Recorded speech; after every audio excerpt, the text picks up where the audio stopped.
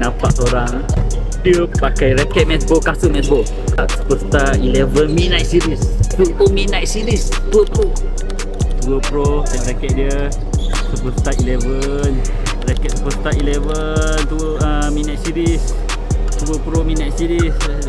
Sekejap interview je sekejap Sebab tadi pun saya nampak dia pakai fake matchball juga tau. Cakap dia baru beli tadi 2 batang.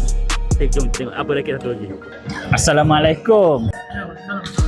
Macam baru je ni. Pakai mat gitu. Daripada mana Riz? Daripada Genting turun. Ini sini duduk mana? Ya, Genting tu kerja, Karak tu memang rumah kat situ.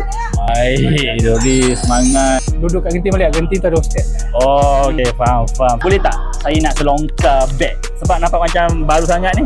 Boleh tak? Boleh, selongkar raket je. Okey, raket pertama saya pakai yang ini, Midnight Vision ni. Ni, satu. Wow. Okey. Baru beli ke? Ni pun baru beli kat tadi. Sekali dengan beg? Ni sekali dengan beg sekali. Sekejap, bila beli tu?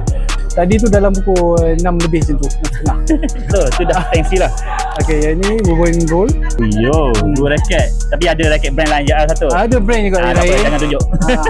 Kita review lah sekali. Dia ada berapa zip? Sini ada 3. Satu zip tu. Ini apa? Ini compartment raket lah. Ada thermal ni. So yang kedua? Yang kedua sini Ni lah, personal belonging. Personal belonging kat sini. Betul? Ini pun tak isi apa-apa lagi. Oh, ada 3 ni ada ruang, 3 ruang yang besar. 3 ruang yang besar sini. So yang ni ada lagi ni 4. ni letak apalah stokin, grip apa semua stokin, Kecil sikit air lah. wristband kecil sikit lah. Oh, maksudnya baru beli tadi. So style guys, beg ni. Kenapa sanggup turun pada Genting main kat area sini? Sebab saya datang sini untuk cari pengalaman lah. Kasut pun kasut baseball kan? Tengok ini Turbo Pro Midnight Series ni baru ni guys. Kasut ni sejak pertama pakai, alhamdulillah.